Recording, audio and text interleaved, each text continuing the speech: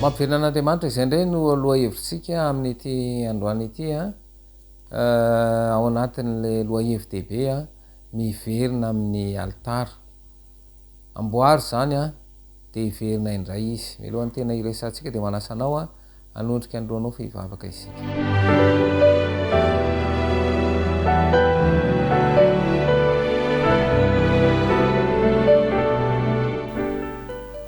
Ankehitriny ry raina ny lanitra sy ny tany tombotompanjaka ny mpanjaka ame fanjavatra rehetra atolotra ihonareo ihany dera sy ny laza raha mandrakizay itsy fafezany ny fisainana ka mahatonga anotony rehetra ka tany nafifonamonozana ankehitriny sotranao no ny fotoana zay nomenao ahafahana mifandray aminao amin'ny taridalana vezy ny fisainanay mba hifantoka ary ny fahazavan-tsaina avy amin'ny fanahiny masina hazava-fisainanay mba ahafahana mahafantany sitraponao ary ampanekevonay izany ka hitondra fifoazanao anay ny fotoana amin'ny anaranao Jesosy Kristy nanona ny vavaka. Amen.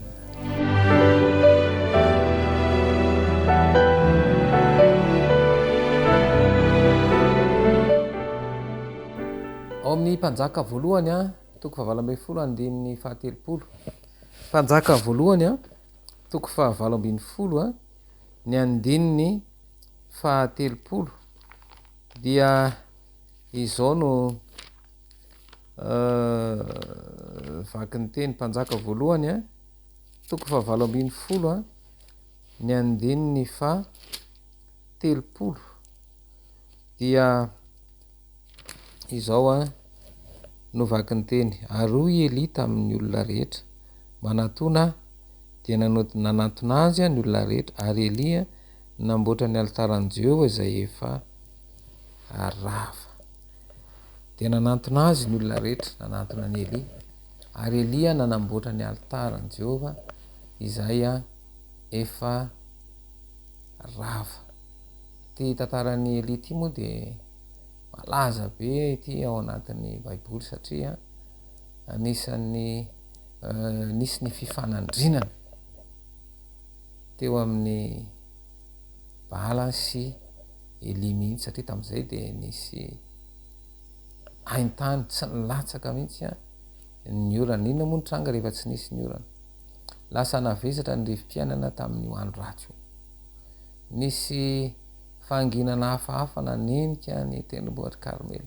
Teto moa zany ilay toe-javatra hitranga teo tendrombohitra Karmela no resahana. Nandrobona maitso mavana sy kanto io tendrombohitra io, feno ala izy io fahiny. Namonto azy ny ranon'orana ary toerana masina no nandraisana azy, toeram-pitahina sy fahavokarana. Niova nefa ny zavatra rehetra. Ilay maitso taloha dia may sy karakaina izao. Vokatra ilay haintany nampalahelo nandritra ny 3 taona sy tapany. Toy izao no namaritany Ellen White ny Israely tamin'izany andro zany. Lasa ny taona iray kanefa tsy nisy orana ihany, tahaka ny no amain'ny afo ny amainan'ny tany. Nandevona izay farasorotra hita tamin'ny zava-maniry ny masoandro tsy azo ny fonana. Ritra ny renirano, nitreo ny biby nandrasana ary ny renireny tamin'ny pijaliana teny rehetra teny. Tonga tany efitra ny sa na vokatra taloha, fahoriana tsy tapesipeseny zany. Nanitsan-dravitra ireo ala kely natokana hivavahana tamin'ny sampy, tsy nanomeny alokalony intsony ny hazo anala miova, tsy nisy taolana, tsy nisy nofo, maina sady manevikevoka ny rivotra iainana, manempotra sady manimba ny maso ny fasika eto ny tafidrivana mahery. Nanjary ravarava ny tanan-dehibe mba amin'ny vohitra madinika. Nandringana ny olona sy ny biby tamin'ny fahafatesana mahatsiravina, ny anohanana sy ny etaeta. Ny elatra niaraka tamin'ny orohoro-mpanaraty azy ny mosary. Noho izany de anisan'ny zavatra miseho fisehoan'izany amin'izao vanim-potoana misy atsika izao de ny fahamainana ao anaty, ny fahamainana ara-panahy izay nahatonga ny fanahin'ny vahoaka an'Andriamanitra ho mainan'ny etaeta sy nandevina ny finoana dia azo everina ho lehibe lavitra no ny aintany izay namely ny firenena. Ilay mpanjaka ratsy fanahy Aba sy ny vadiny Jezebela no nanjaka teo amin'ny Israely tamin'izany. Nahatonga anay Aba tsy ahatoky an'Andriamanitra ilay vehivavy Sidonianina vadiny. Tao anatin'izany fiemorana ara-panamampidi-doza izany no niantsoan'Andriamanitra ny Eli-paminany, ary mbola mafisy ny alainy maty araky ny soratra izay nosoratana momba ny Eli. Teo no nonena ny lehilahy ny finoana sy ny fivavahana iray izay tokony ampitsahatra ny fiazakazaky ny fiemorana tany Israely. Ary eo indray zany dia niverina nanamboatra altara indray zany Eli. Rehefa tsy vitan'ireo mpaminany bala sy ny Aserany nandatsakafo rehefa nitalao ny Andriamanina izy, dia tamin'ny fotoanany fanatitra ariva no niantsoany Elia ny olona nantona sy anamboatra ny altara ho an'ilay Andriamanitra marina. Raha ny marina dia tsy niantso ny vahoaka hiverina amin'ny altara ny fampivavahana marina fotsiny Eli, fa niantso azy ireo hiverina amin'ny fiankofana tsy tapaka amin'ilay Andriamanitra marina. Rava ilay altara fanaovan'ny Israely fampivavahana, saingy efa rava ela tao alohan'izany ny altaran'izy ireo isambatan'olona sy isam-pianakaviana. Inona ara no mampiverina an'Andriamanitra? Ny famerenana tamin'ny laoniny ilay fampivavahana marina sy vokatry ny fo izay nanetsika an'Andriamanitra amaly teo Karmela no nahavita izany. Nietsika fifoazam-panahy voalohany nataony Elia teo amin'ilay firenena dia ny fanamboarana ilay altara rava. Raha rava ny altara fanaovanao na ny ankonanao fanompoam-pivavahana dia amboary izany, ary aoka ny afo ny fanatrehan'Andriamanitra andevina izay rehetra vory eo mba hiankohaka aminy. Misy zavatra tsy maintsy ravana izany, misy toe-javatra tsy maintsy ho alamina sy ho arindra indray. Ary zay moa zany ny fifoazana dia mitarika ao amin'ny fahatongava-tsaina hoe misy zavatra tsy mety, misy zavatra tsy mirindra, ary tena misy zavatra tsy mandeha. Kanefa zay le mpanjakan'izao famazinana izao dia manajamba ny masom-panahin'ny olona tsy ho tonga saina, fa dia mbola andeha izotra eo amin'ny lalan-dratsy ihany. Ary izay no hoe mila miverina manamboatra n'ilay altara tahaka ny Eli zany, vokatry ny ahitany tsy firitsahan'ny orana dia rava ny altara ary naverina indray. Ary ny famerenana an'izay amin'ny laoniny dia amerina ny fitahiana, ary araky nambara teo moa zany dia tena nisy fifoazam-panahy lehibe mihitsy vokatry ity fanamboarana na famerenana amin'ny laoniny indray ny altara izany. Ary izany no zavatra tokony iainan'ny kristianina amin'izao fotoana izao, dia famerenana ny efa rava ela mba hahatonga ny voninahitry Kristy iseho indray eo amin'izao fiainana ara-panahy mangetana mihitsy moa raha zay ny ilazana azy. Satria raha mijery ny toetran'ny olona dia tena miaratsy miasimba, ary hita taratra zany amin'ny fifandraisan'ny mpivady amin'izao fotoana izao, vokatry ny adi-piainana, ny adidy amanana ndraikitra ny rotorotom-piainana dia tsy mety araky ny tokony izy intsony ny fifandraisan'ny mpivady. Ary ny tena zava-doza ary dia maro ny tokantrano rava, ny fisaraha-panambadiana, ary vokatry izay tsy fetezan'ny fiainam-pivady zay dia misy akony eo amin'ny tontolon'ny zanaka izany. Ary sahirana ny ray aman-dreny amin'izao fotoana izao ny eo amin'ny fitaizana ny zanaka satria ity tontolo ity dia mampiditra toetsaina izay analavitra ny soratra masina, analavitra ny fitaizana kristianina. Ary zay indrindra ny fiainan'ny tanora am'izao fotoana izao dia tena vakivavana maro atao ahoana ny anafaka ny tanora ao anatin'ny fitaka izao tontolo izao. Ary zay indrindra ny fiverenana eo am' Jesosy, ary zay ny hoe mamerina am'lao ny altara ao atokantrano, satria ny tokantrano zany a dia ao no isiny fitahian'ny Kristy, any eon'ny heriny, any eon'ny fitiavany. Ary tiany raha iainao anatina tokantrano mirindra sy milamina, ary izany tokantrano mirindra sy milamina zany de tokantrano izay manangana altara zay ifandraisana ampahary, ifandraisana am' Jesosy Kristy izay te amerina am' laony ny fitiavany ny heriny sy ny heniny. Andao oentina mbavaka zany, ary averina eto foana moa fivavahana izany de firaisana am' Kristy, ary mila fifantohana satria am' saina izany no mifandray am' Kristy tsika amin'ny alalan'ny fiasan'ny fanamaso zay manazava ny saina afantarana ny sitrapon'ny Kristy. Fa ilay mpanjakan'izao famezina an'izao de miezaka manajamba ny masom-panahy amin'ny fitiavana fahafinaretana, amin'ny fampifantohana ny fijery eto am'ty tontolo ety. Ko andeha hiditra ao anatin'izay fiaraha-mivavaka izay averina indray moa fa aoka akatoerana tsara ianao, de aoka ifantoka dia naraka ny antomavaka zay atao. Rehefa vita moa mivavaka zay atao eto de mbola afaka manao ny antomavaka zay tianao mbola ho atao eo anivony ny ankonana sy ny tokantrano zay misy anao. Ary azadino zany ny manao an'ilay karatra izay anoratanao anaran'olona dimy faravakiny zay hoentina mbavaka, ary hoentina mbavaka eto hoentina mbavaka isan'andro any amin'ny tokantrano misy anao any tsiraray avy.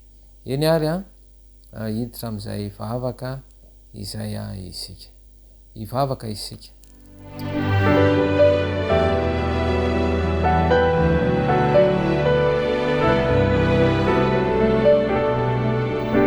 Ankehitriny de mbola midera sy mankalaza ny anaranao izay rirahy na ny lanitra sy ny tany. Tompony tompo, mpanjaka ny mpanjaka maefa ny zavatra rehetra, atolotray ho anao ihany ny dera sy ny laza ary ny voninahitra mandrakizay. Mbola manangory ny masom-panahinay ny mpanjaka an'izao famahizinan'izao, ary mikery ny ahavarim-barinanay, ary tsy hanaovanay lara-pahamena ny ametrahanay ny fiainanay aminao Jesosy. Mamindrafo aminay ianao, mamela anilokay, mampianatra anay ianao mandritra an'ity folo andro mavaka ity, ny aina amin'ny teny fikasana, ary arak'ireo teny fikasana maro izay eo amin'ny soratra masina de aoka iainanay izany. Ary eo ihany koa ny antomavaka maneran-tany izay tononona ao anatin'izao fiaraha-mivavaka izao, de ianao anie ary tonga ny zavatra rehetra indrindra ny firaisana aminao mba hitondra fifoazana ho an'ny tsiraray avy. Ary ny antomavaka rehetra zay ho tononona de mba hoe noho ny ampotolay seza fiandriananao izany. Jesosy malalo, ianao no mahafantatra ny ao am-po ary mahafantatra ny filan'ny rehetra, de aoka ny amerina amin'ny laoniny ilay fanimpivavahana marina sy vokatry ny fo izay nanetsika an'Andriamanitra amaly teo Karmely no nahavita izany. Ny etsika fifoazam-panahy voalohany nataon'i Elia tao amin'ilay firenena dia ny fanamboarana ilay altara rava. Raha rava ny altara fanaovanao na ny ankonanao fampivavahana dia amboary izany. Ary aoka ny afo ny fanatrehan'Andriamanitra andevina izay rehetra vory eo mba hiankohaka amin'ny tokoa. De nanantona azy ny olona rehetra fa Elia namboatra ny ataoran' Jehova izay efa ravo Jesosy eo. Ny fanahinao masina no nandresy lahatra ny fon'ny Israelita teo an-tendrombohitra Karmela rehefa namboatra ny alitara ravo Eli. Mangataka izahay mba ho resenao lahatra tahaka izany koa ny fonay anio. Ampahafantaro anay ny fahotanay mba ahazoanay famelan-keloka sy fahasoavana hoenty mandresy ao amin'i Jesosy. Sy ny toy ny eo akaikinao izahay, ataovy ao am-ponay ny ankanto ny fahamasinanao, ary aoka ny fonay aniry fatatranao tahaka ny tsy mbola nataonay hatramin'izay. Andriamanitra rainay io, meloko izahay noho ny fanaovana tsirambina ny fotoana tokony hiarahanay tsy tapaka aminao, na isam-batan'olona izany, na miaraka amin'ny ankonanay. Omeo fo sy fisainana vaovao izahay, ary tario amin'ny famerenana amin'ny laoniny ireo fotoam-bavaka tokony hiarahanay aminao isan'andro. Ampio izahay anampahavononana sy hiaina mifanaraka amin'ny vavaka ataonay, atanjao ny finoanay, mba ho hita eo amin'ny fiainanay ny tena fivavahana marina noho ny fanatrehanao eo aminay. Jesosy malalo, ireo teny fikasana izay tononona daoka mba hisy akony eo amin'ny fiainany tsirairay avy. Inona no lazaintsika ny amin'izany zavatra izany? Raha Andriamanitra no momba antsika, iza no ahatotra antsika izay tsy niaro ny zanany lahy, fa natolo ny hamonjy antsika rehetra izy tsy homeny antsika miaraka amin'ny maimam-ponakova ny zavatra rehetra. Andriamanitra tsy mba olona ka mandainga, na zanak'olombelona ka hanenina. Moa efa nilaza va izy fa tsy efainy? Na efa niteniny va izy ka tsy ho toaviny? Tsy fantatrao va? Tsy efa renao va? Fa Andriamanitra mandrakizay Jehova, izay namorona ny farany tany, tsy mba mety ho reraka na sasatra izy. Tsy takatry ny saina ny fahalalany, mampatanjaka ny reraka izy, ary izay kely ery dia homeny hery lehibe. Na dia ny tanora fanahy aza dia ho reraka sy ho sasatra, ary na dia ny zatovo aza dia mety ho tafitoina mafy, fa izay miandry an'i Jehova dia mandroso hery kosa elatra ny akarany, tahaka ny voromahery hiazakazaka izy nefa tsy ho sasatra, andeha izy nefa tsy ho reraka. Tsy efa nandidy anao va aho?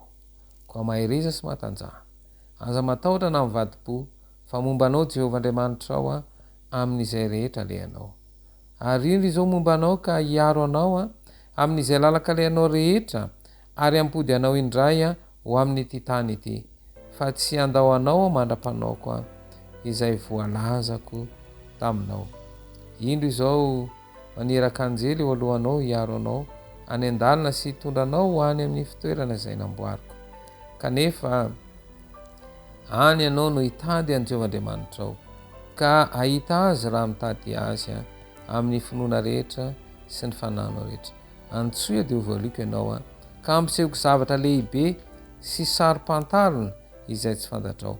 Aoka hasandratra ny lohasa rehetra, aoka ahetry ny tendrombohitra sy ny havoana rehetra, aoka ny be havoana ho tonga lembalemba, ary ny tany sarodalina ho tonga lemaka. Dia iseho ny voninahitra Jehova, ary ny nofo rehetra hiara-mahita izany, fa ny vavan'i Jehova no efa niteny. Mivavaka izahay mba anangonan'Andriamanitra misionera bery-po vonona hiasa amin'ireo vondron'olona 750 amin'ilay firenena miisa 20 any Moyen-Orient. Mivavaka izahay mba hisian'ny Adventista izay anompo an'Andriamanitra amin'ny fitiavana ny hafa sy amin'ny fizarana ny hafatra amin'ny olona avy amin'ny kolotsaina sy fivavahana hafa. Andriamanitra ampio izahay mba hitay zareo mpianatra vodo amin'izao andro moderna izao, izay vonona ny anompo anao any amin'ireo toerana sarotra hiasana. Mivavaka izahay ho an'ireo membre adventiste izay miatrika fanenjehana sy fampidirana amponja noho ny finoana izy ireo. ivavaka izahay a hoan'ny olona rosonatapitrisa eo am'ireo tanàna misy araky mevapolo tsy mbola nidiran'ny afatra amin'ny division azy pasifika atsimo mba halalany an' jesosy ny anaran' jesosy ny angatana ny vavaka amen.